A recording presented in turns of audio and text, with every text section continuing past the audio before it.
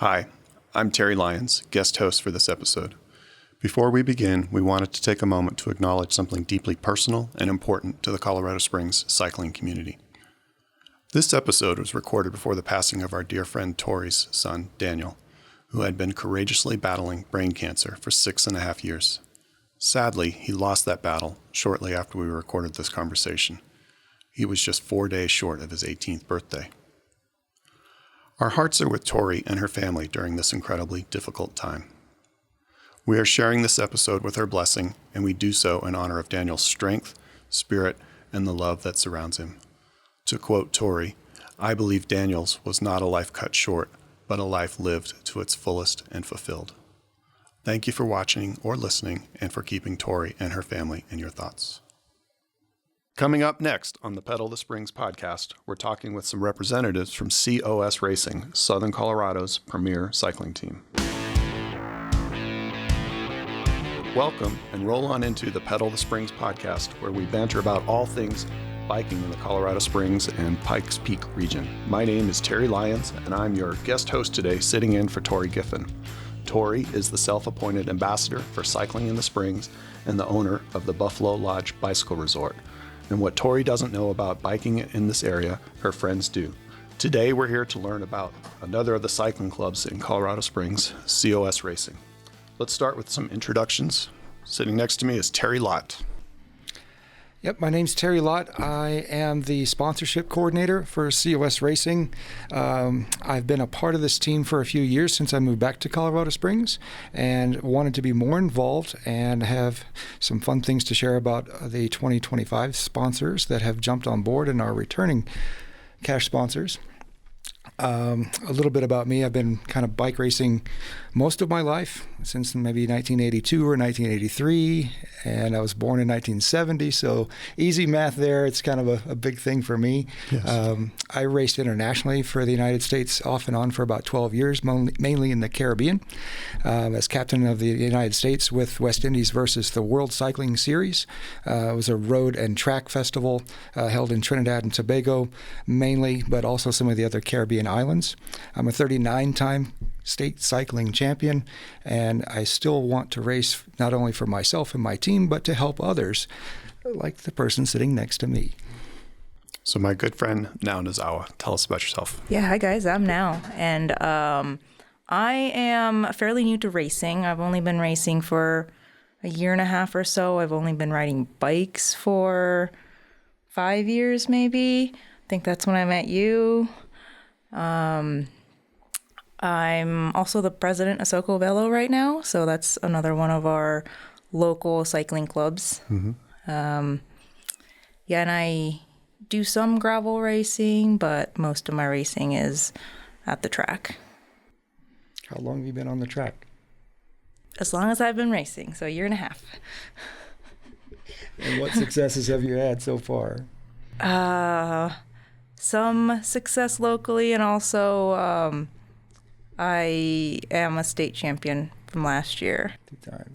2 times. I'm sitting with greatness. I'm so humbled. Let me start with thank you for the intros, and that full disclosure, we are all good friends and known each other for several years now. They both know that I'm not a racer, but to the audience, I'm not a racer, so you're going to go on this journey with me to learn more about racing and COS Racing. So let's start with some questions. What can you guys tell me about the mission of COS Racing? Basically, being Southern Colorado's premier cycling team, we want to win every race. Okay. That's the mission. Now, winning races isn't the only goal or ambition for the team. We want community involvement. We want to create a fan base. We want to help engage with sponsors. We want to attract new sponsors. We want to cultivate new talent and have enough sponsorship money to help them to travel to national and international World Cup events. Oh, really? I didn't realize that you guys were doing both. Drill into the international piece and kind of the national piece. Like, you're a local race team, but does that mean it's only Colorado? Where else in Colorado? Where else in the U.S.? Where else in the world? We've had riders with national success. Miles Juneau was a cross-country national champion in 2022. Daniel Matheny was the U.S. cross-country mountain bike champion in 2018. He's also a renowned local coach. He's the course designer for the Pikes Peak Apex and other large events here. We also had a rider, Ashley Fry, come from beginner to race professionally in Europe on a women's professional team, all within a year. She raced for a couple years over there and retired, but we actually saw on her social media last week that she came out of retirement with a small amount of training and got 7th place in the U.S. Professional Women's Road Race Championships. So That's amazing. Colorado Springs has its ability to attract people with talent in any athletic discipline, being Olympic City, USA. Sure. And that's one of our goals, is to be an umbrella. So to have elite level racers, but also beginners, and have something in place to where people can have that culture of teamwork and success and grow. Awesome. Talk to me about what kind of races do the members participate in?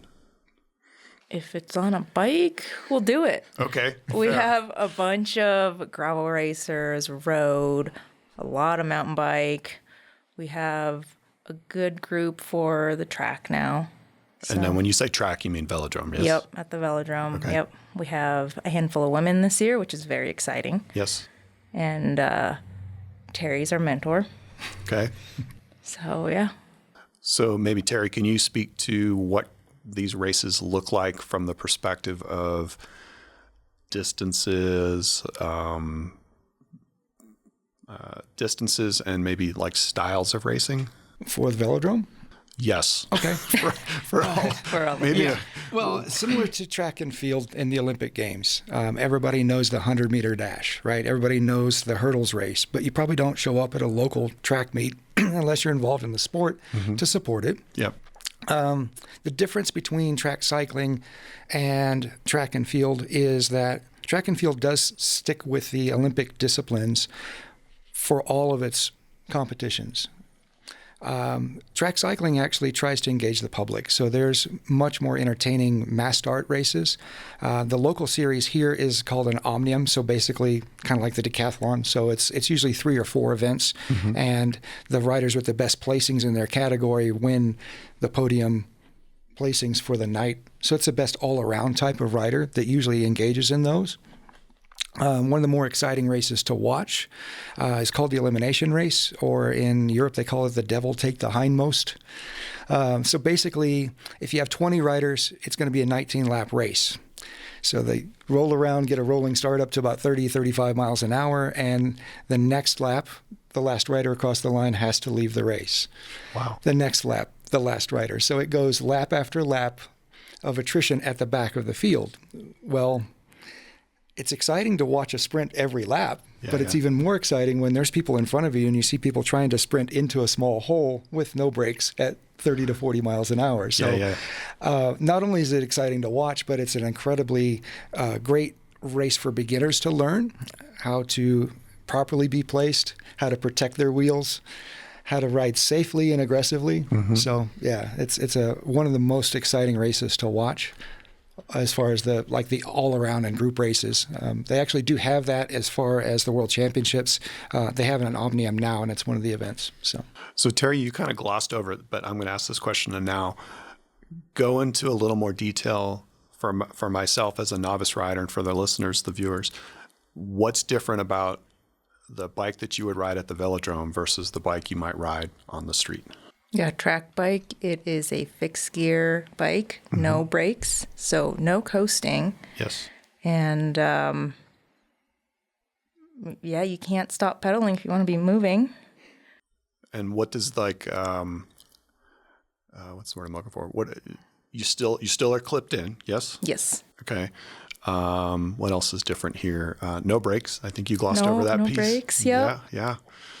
Yeah, sounds exciting and terrifying to me.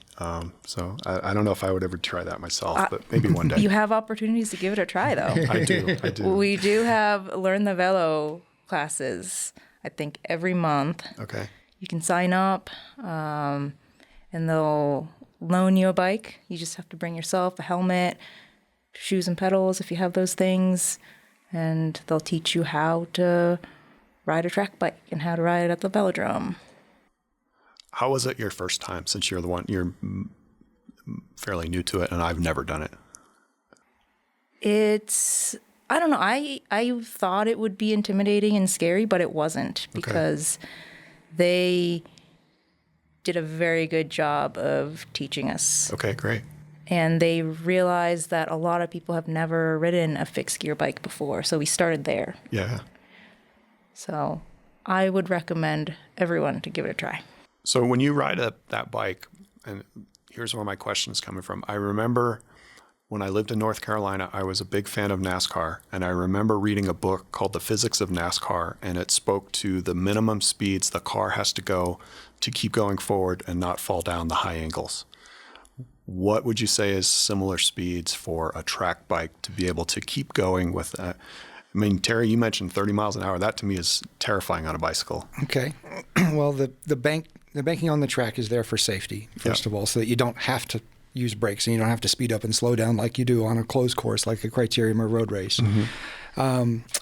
It's also different track to track. Yeah, I was going to say the Olympic standard when our track was built as a training track for the 84 games was 333 meters, so 0.3. So basically 3 laps is a kilometer. Well, for most Americans, you can't do math to metric system. We're never going to be great at that. So it's effectively 5 laps to a mile. Okay. It's banked at 33 degrees in the corners and about 12 degrees in the straights. The 33-degree banking is not 45 degrees, which is basically half of a wall, right? Yes, yes. But it feels like it to a first-timer. Sure. When riders are going around that corner to be perpendicular at that 33-degree angle, it's about 25 miles an hour.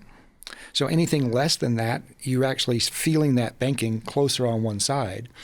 To answer your question, elite riders can ride the track in the springs here at about 12 miles an hour before striking a pedal and falling off. Wow. The track that's outdoor plywood in the Boulder Valley in Eatery now has fallen off in a race. So she was in a sprint race, a one-on-one race, and basically her and the other girl were daring each other to ride as slow as possible because neither one of them wanted to take the initiative and lead the sprint out. They both wanted to come from behind. And the other girl fell because she hit her pedal at about probably 15 miles an hour on that track, and she fell into me. Into her, and they both hit the bottom of the track at a slow speed. So she was okay, but she can speak to what it's like to fall off of a velodrome. Yeah, you feel like you're falling forever. Slowly. It was the slowest, safest crash ever, but it felt like forever. Okay, interesting. Let's see here. What about the folks that you mentioned? We'll switch off the track for a few minutes here. The folks that you mentioned, speak more if you can, Terry, about the races that they won. Cross-country mountain biking. Okay. Basically, it's like a circuit race. So it's typically a few miles loop with a good amount of climbing and technical single track, similar to how we have here in Palmer Park and Ute Valley and all these other areas. I wish they would hold races at the Pineries because that would be crazy fun to go watch. Super fun. That's a super fun place to ride. Yeah. Cross-country mountain biking is probably the easiest of the mountain biking disciplines to explain. And of course, here in Colorado and California kind of invented mountain biking. So it's kind of fun to represent a team where we've had past national champions and to support the riders that are competing at our state series here locally and the state championships here coming up. So for those kind of rides, I'm just trying to bring this back to kind of like regular riders like myself. What type of bicycle are they riding? I mean, is it a regular, is it full suspension? Is it hardtail, 29 or 27 and a half? What, or does it just depend on the rider? I mean, are there categories in that space? Depends on the rider, but for mountain biking, most of them are going to be on full suspension. Yeah. Really? Nowadays with the technology, with lockouts on shocks and dropper posts and that. So Disc brakes, all of those. Yep. Okay, all right. If someone is new to cycling, at what point would you say they need to be before they jump into COS Racing or COS Racing? And at what point what would that look like? Hey, do I just go to a local bike shop, buy a bike, buy the kit, join the club? What does that look like? What do you recommend? I mean, surely there's some athletic ability in the background that, is probably beneficial. Yeah, so actually when I started riding bikes here in, late 2020, I think, I started riding with the Colorado Springs Cycling Club and the Buffalo Lodge and got my intro to cycling there. I did not have any bike fitness. I was generally in decent shape, but not bike fit. And I worked my way up through those groups. Once I felt comfortable enough, I joined Soko Velo. We're a little bit faster than the other two groups, the Colorado Springs Cycling Club and the Buffalo Lodge. So I rode with Soko Velo for, 6 months, 9 months. And then I did the Learn the Velo class and decided I wanted to race, and that's kind of when I joined COS Racing. And there is a noticeable difference in the average speed of riders. So you do want to work your way up. And as a beginner racer joining COS Racing, I knew that the group rides would be faster.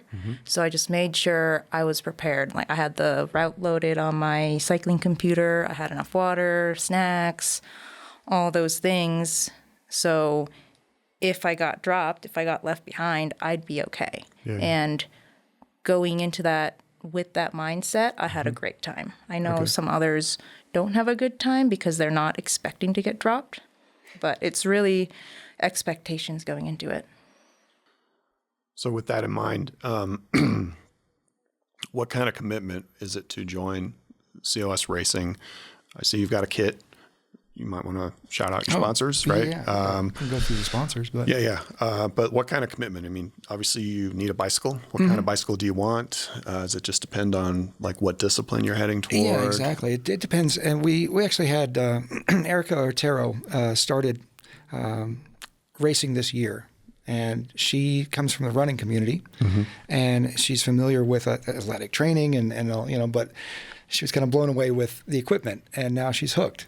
So I told her there's a local time trial series at Cherry Creek Reservoir. It's basically around that reservoir and makes a U-turn and comes back around. So it's right about 10 miles. And the registration for that, you book this whole series, and it's on Wednesday nights in the springtime. And you book a time. So basically, say 5:17. So every Wednesday night at 5:17, that's your start time. It's the same exact course every week. Weather changes a lot in the springtime in Colorado. But she was able to bring her gravel bike and then get a better road bike and try it out and make improvements each time. And I think that's one of the things that I would love to see. Years ago, we had a local time trial series back in the early 2000s with the club that I was a part of, the Eastside Wheelmen. We had another 10-mile time trial, but that was on Mark Shuffle, and now that's all built up, so we can't really do that. Sure. But having something to where you can come as a beginner and just compete against yourself. I mean, that's where I think the team offers the resources and the knowledge and experience that we have from national champions, world champions, state champions, and world-level coaches here locally, but also to be in something and show, hey, look, I'm doing this. How can I get better at cornering? How can I do this? Well, hey, let's go out and join this team ride, and then meet us afterwards, and we'll ride around this parking lot. We'll work on your balance skills. So having that resource on a team for a beginner is a big deal. Yeah. You kind of glossed over it, and I'm a little bit familiar with what a time trial is, but can you speak to what that is for maybe folks that don't know? It's an individual time trial. So if it's a 10-mile race, you start generally 2 minutes apart. So they have a timing chip just like they do in running events, except for you're out there by yourself. Well, you need to learn how to pace yourself. You can't use any music. You can't use any other instruction. No music. Oh, gosh. You're out there listening to wind and your breathing and your heart rate for however long it is. Wow. So an individual time trial is a great test. Every athlete no matter what discipline they're in, does fitness tests. But an individual time trial is a great way that you can prove to yourself and show improvement, try different equipment out. If it's the same course at the same time of day, the only variables is the weather and you. Mm-hmm. So. Okay. And that would be a road ride, or can it be, and you mentioned Erica was on a gravel bike. It just depends on the rider and what they have available to them. Yeah, she started on a gravel bike and basically found out how much faster a road bike is because a road bike's made for the road. Sure. But yeah, I mean, a beginner could just ride their, a townie bike if they wanted to and just compete against themselves for time. Okay. So yeah. Okay. Do you guys, when you're learning, do you have a formal learn to ride or learn to race section, right? Because one of the things that I found intimidating when I started riding with, Socavelo, we would do kind of mini pelotons. Do you guys do big peloton kind of training in that space? Yeah, if there's enough riders on a group ride. Yeah. Mm-hmm. How does that work, though? I mean, if I'm the new person, I'm probably fairly intimidated. I'm going to stay in the back, that sort of thing. Are you teaching like, hey, here's how to properly do your cadence, and here's what you're looking for, and that sorts of stuff? Yeah, the ride leader will usually give a quick overview at the beginning, but during the ride, various members will give you tips or do this, do that. Provide feedback. Yeah, definitely don't do that. Yeah. And communication is big, especially when you're riding in a big group like that. Yeah. You don't want to suddenly stop. You want to let people know that you're going to stop. Absolutely. Stuff like that. Yeah. Mm-hmm. Are there any other shout outs you want to make since you've got the... Yeah, actually, well, this is the 2025 team kit. This is mine. So it's orange. Big surprise. Yep. COS Racing changed to this bright orange a few years ago with the mountains, and I designed this kit actually personally. So we wanted to keep with the orange on the top and the mountains, because when we look actually out that window at Pikes Peak, we get to see the beauty of here in Colorado Springs, and we made it a sunrise this year instead of a sunset. So that's why we've got the yellow on the top. On a cycling kit, obviously, the front and back having the team logo is always naming the team. The two most largely visible things are the leg panels. So this one with Fossil Brewing Company, they're a new cash sponsor that we have. Fossil Craft Beer Company, located in Old Colorado City. They've been around for 10 years. They have, I've got it pulled up here, my cheat sheet. Taproom has 18 taps, 6 flagship beers that are always on tap, and 12 rotating sections or selections that highlight seasonal offerings, seltzers, and even kombucha. They don't have a food license, but they always have a food truck, and you're welcome to bring in dogs and food and dog food. So nice. We're really happy to be partnering with them, and it's kind of interesting that we've both been around for 10 years and finally making this connection. So that's awesome. The other side here is a guy that is a returning racer. He's actually a mountain biker. His company is called Positive Outcomes. A lot harder to explain, so I got my cheat sheet. So Dustin and Jennifer Holcomb are behavioral therapists. So they have mental and behavior health services. They've been around for over 10 years. They specialize in working what's called applied behavior analysis services for children, adolescents with neurological disorders such as autism, ADHD, and Down syndrome. Wow. So we're very happy to have people that are doing great things in the community that are involved in giving back to the community. That's excellent. And helping them to get more exposure. I can go through a lot more of these sponsors because I know them all personally. Great folks. The kit's made by Pactimo, which is a Colorado-based cycling clothing company, and they actually have riders in the World Tour in Europe. So all of the fabrics are all world-class professional quality. They actually subsidize us as well with cash sponsorship. The other ones, the returning sponsors here, Trails End Taproom, they used to have a location in Monument. That's actually closed, but their Old Colorado City location on Colorado Boulevard is still open. They have the Trailblazers, which is their Wednesday night running group, trail running group, and mountain biking, cross-country mountain biking, kind of over in the I know one night in you the showed canyon. up on Yeah, the we've gravel done bike. that a few times We've done together. it. So Yeah. that's always fun. They don't have they don't brew their own beer. So they're not a direct competitor of Fossil, but they have a draft beer on there. And I'm going to be working with Josh at Fossil to try to plant a little seed in his ear to make a COS Racing brew that we can have on tap. That would be cool. And enjoy at both locations. The other sleeve is the company that I work for. Jeremy and Aaron Dixon have Dixon Allstate. And so they're on the sleeve here. They've been in business for about 13 years. They are the largest book of business for Allstate in Southern Colorado. Wow. They are the third largest Allstate agency in Colorado. We can write property insurance in every county, every zip code. So we actually insure about 60% of the residences in Teller County, whether it's Florissant, Divide, Cripple Creek, of course, Woodland Park. We have returning sponsor Pikes Peak Athletics. They're a swimming facility that have this amazing fitness training facility up off of Garden of the Gods Road.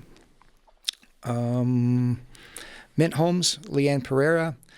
She's a realtor here in Colorado Springs. She's actually a former COS Racing team president. Stepped down after a couple of years to focus more on her business and to help people find homes here in Colorado Springs. Very noble cause. Rector Stuzynski. We got the little crest there. Beau Worthington is actually the cash sponsor person, but he's on the Rector Stuzynski law staff. They're personal injury lawyers. They're not ambulance chasers, but they're here to educate people and help people when things go wrong to make it right. The Buffalo Bicycle Lodge Resort. Tori is actually a cash sponsor of our team also. She's on the back of the kit and on one of the sides. Yeah, after a few years of supporting the local rides and actually meeting now at the local ride on a Monday night, she wants to be more involved with the racing community. So the races that she promotes there, usually, well, we've got the Rampart Rager coming up, start and finish from the lodge. So it kind of made sense for her to partner with our team. Absolutely. A couple more shout outs. Barbie and Jay at Fitness Systems. Fitness Systems is actually on our jerseys here, and then on the rest of everybody's except for mine and hers, Colorado State champions, they're on the legs. So Fitness Systems is over off North Nevada.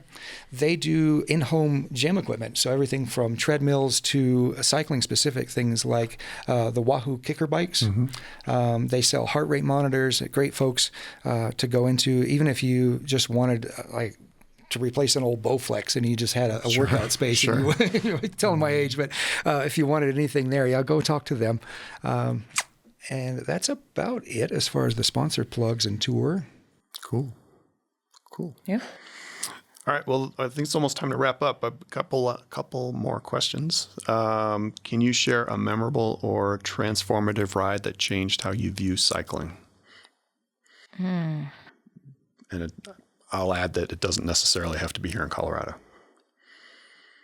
Something that you've competed in, or just that you participated? Maybe just a great ride, and it was one of the things that I'm always thankful for when I ride my bike is it allows me to meet cool people like yourselves, and it allows me to go to cool places that maybe you can't get to on a car. No, that's a good question. That is a good question. I'm running through all the rides that we've done together, including some of the big ones. Like we did Triple Bypass together. Yes, we did. It was a very wet day. It was very wet, very cold.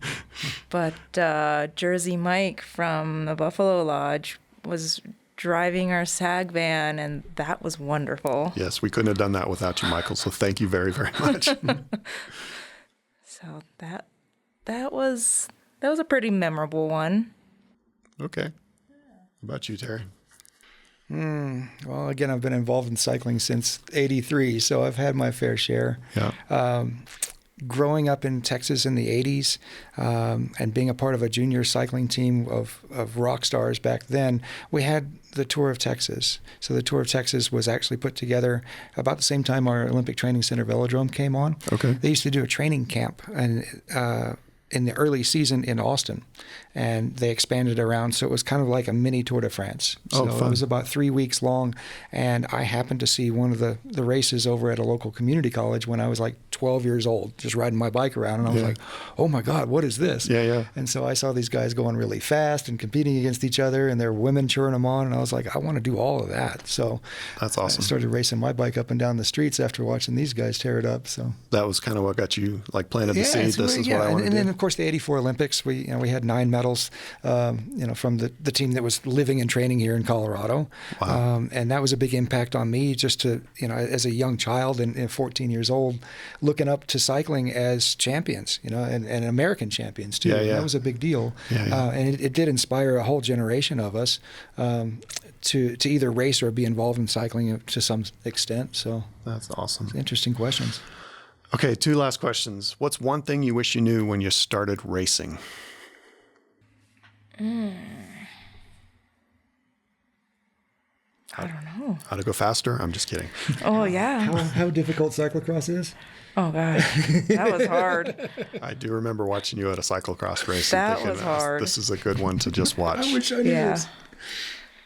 Other than that, you don't have to win to have fun. True. Oh, yeah. I think that's a big one, especially for me, because I'm a fairly competitive person, and I don't like to lose, but I have to remind myself that I can still have fun and not win. Yeah. You've heard me say it 100 times, right? You're always faster than the people sitting at home judging you. Yes. So there's that piece. So. Yes. What about you, Terry? Patience would probably be the one thing. And yeah, just realizing that on your best day, there's probably 80% of the field is always better than you, or at least it is for me. Yeah. So, just realizing that the good moments that you do have on a bike, whether it's, winning races or they call it no chain day. Have you ever heard that? I have not heard that So phrase. yeah, it's like you're just riding up a hill and you don't feel anything. It's like there's no chain on the bike, but you're just flying. Mm-hmm. So just realizing that those days are few and far between. It does take a lot of dedication and effort to be a successful racer, whether it's gravel, road, mountain, velodrome. But again, being a part of a great team reminds you of that patience, and seeing people take to the sport and really enjoy it. Yeah. That makes you patient enough to suffer through the training as well. Sure. It's good to have people to suffer with, right? Oh yeah. Yes. Suffering together. Unless I'm chasing you down a hill on gravel, then you're just gone. Yeah, that is fun. All right, last question. What's the most surprising lesson learned from being part of COS Racing? I don't think it's a really big surprise, but everyone that I've interacted with has been super friendly, super helpful. And before joining, that wasn't necessarily the impression I had of the team. Mm-hmm. And so in a way, it's a little surprising, but everyone's so nice. Awesome. Yeah, to piggyback on that, I think this community, and thanks to Tori and you for hosting this podcast, giving us the opportunity to get some exposure. There wasn't a lot of community involvement with the team in the past, and that's one of the things that when I came to the board, I stressed so much, is we've got a lot of negativity out there, and we did have some riders that, quite frankly, were dicks. Okay. So just to put it really bluntly, and we want to change that. We want to make sure that people that want to race have an invitation to come and be a part of a successful group, because positivity is contagious. You want to be around winners, right? But other than that, giving the people a racing team to cheer for. Sure. So, and another question I hope you were going to ask is, are there any plans to host a bicycle race in Colorado Springs? So, talk to us about that one. I mean, since I didn't ask it and I missed it. And that's just the way of the culture here, and road closures and all this stuff. Colorado Springs used to have downtown criterium. We had one in Old Colorado City. We had race through Garden of the Gods before.